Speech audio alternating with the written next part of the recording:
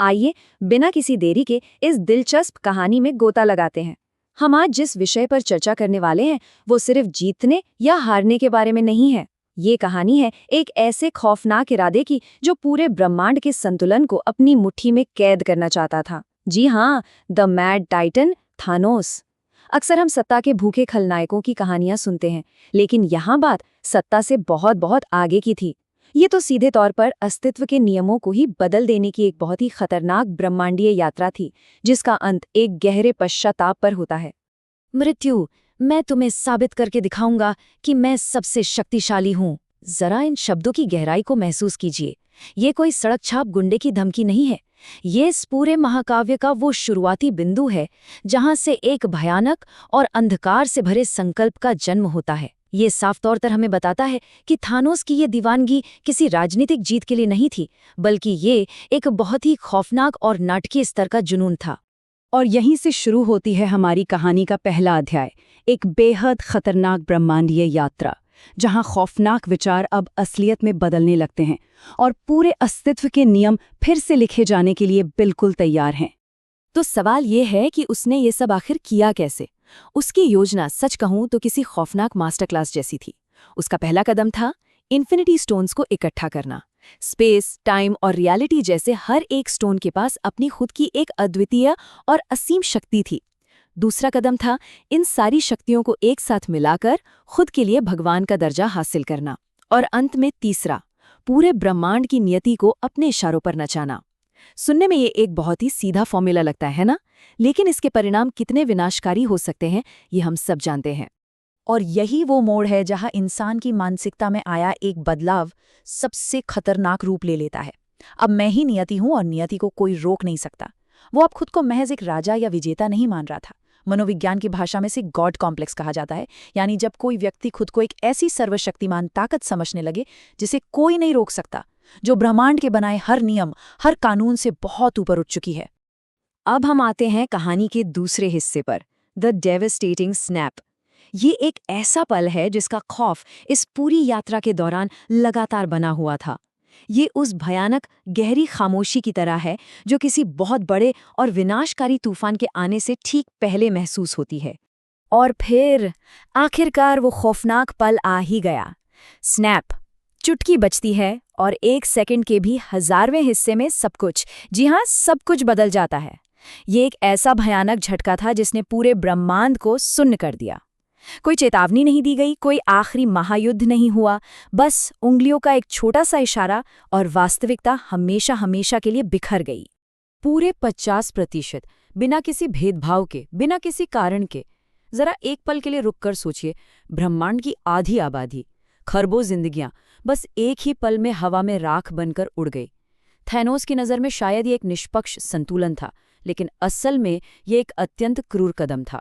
ये पूरे ब्रह्मांड के लिए एक ऐसा गहरा सदमा था जिससे उभरना पूरी तरह से असंभव लग रहा था। ये क्या हो रहा है? ये दर्द भरी आवाज सिर्फ किसी एक व्यक्ति की नहीं थी, बल्कि पूरे ब्रह्मांड का एक सामूहिक खौफ था। जरा उस मंजर की कल्पना कीजिए, जब लोग अपने दोस्तों, अपने परिवार, अपने प्रियजनों को बस ऐसे ही हवा में गायब होते देख रहे थे। उस समय हर तरफ केवल भ्रम, चीख पुकार और एक ऐसा गहरा दुख था जिसकी कोई सीमा नहीं। इस जबरन थोपे गए संतुलन ने शांति नहीं, केवल और केवल तबाही को जन्म दिया। लेकिन कहते हैं ना, जहां अंधकार सबसे गहरा होता है, वहीं से रोशनी की एक किरण भी फूटती है। एक्ट 3, हीरोज की आखिरी उम्मीद। जब सब कुछ खत्म होता दिख रहा था, तब एक नई ऊर्जा ने जन्म लिया। पृथ्वी के उन बचे हुए नायकों ने हार मानने से साफ इनकार कर दिया। अब वक्त था वापस जवाब देने का। और ये जवाबी हमला बहुत तेजी से आगे बढ़ा। सबसे पहले पृथ्वी के सारे हीरो अपनी आखिरी लड़ाई के लिए एक साथ जुटे।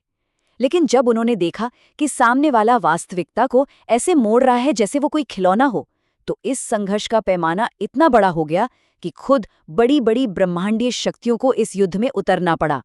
ये कोई आम लड़ाई नहीं थी, ये अपने अस्तित्व को बचाने का अंतिम और सबसे बड़ा प्रयास था।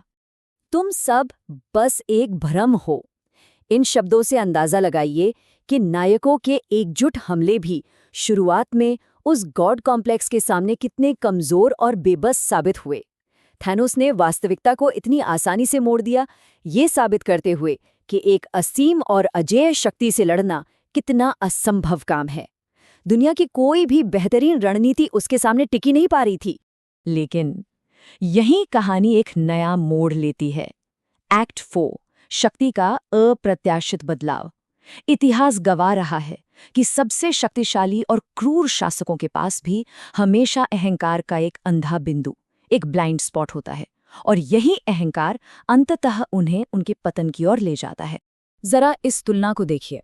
एक तरफ थैनोस का वो परम अहंकार है जो कहता है मैं ही सब कुछ हूं और सब कुछ मेरे नियंत्रण में है, और दूसरी तरफ एक टूटी हुई, बिखरी हुई लेकिन दृढ़ संकल्प से भरी नेब्यूला है जो बहुत ही खामोशी से अपने पल का इंतजार कर रही थी। अब मेरी बारी है। ये उस पूर्ण नियंत्रण के भ्रम और उसी नियंत्रण में मौजूद एक छोटी सी दरार के बीच का बहुत ही स्पष्ट अंतर है। और फिर बस एक पल में पूरी बाजी पलट गई। सोचिए, एक टूटी हुई नेब्यूला रेंगते हुए आगे बढ़ती है और उस भयंकर गॉन्टलेट को, उस शक्ति को छीन लेती है। थानोस की बस एक छोटी सी चूक और वह सर्वोच्च शक्ति जिसके लिए उसने पूरे ब्रह्मांड को दांव पर लगा दिया था, अचानक किसी और के हाथों में चली जाती है। सच में ये अत्यधिक अहंकार के पतन का शायद सबसे सटीक और शानदार उदाहरण है। अब आते हैं आखिरी पड़ाव पर, एक्ट 5, वास्तविकता और अंतिम सत्य। उस भयंकर शोर, चीख पुकार और तबाही के बाद अब एक बहुत ही गहरी, शांत खामोशी का समय आ गया है। ब्रह्मांड का आदेश वापस स्थापित हो जाता है। जो लोग धूल में बदल गए थे वे धीरे धीरे लौटने लगते हैं।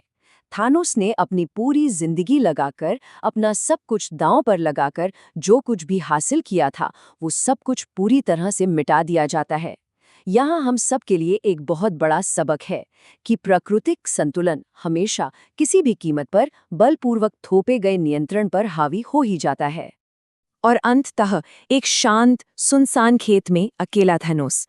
शायद शक्ति ही सब कुछ नहीं होती। असीमित शक्ति का वो जो खोखलापन था वो अब पूरी तरह से उसके सामने आ चुका था। अपना सब कुछ खोने के बाद उसने एक साधारण, एकांत जीवन को चुना।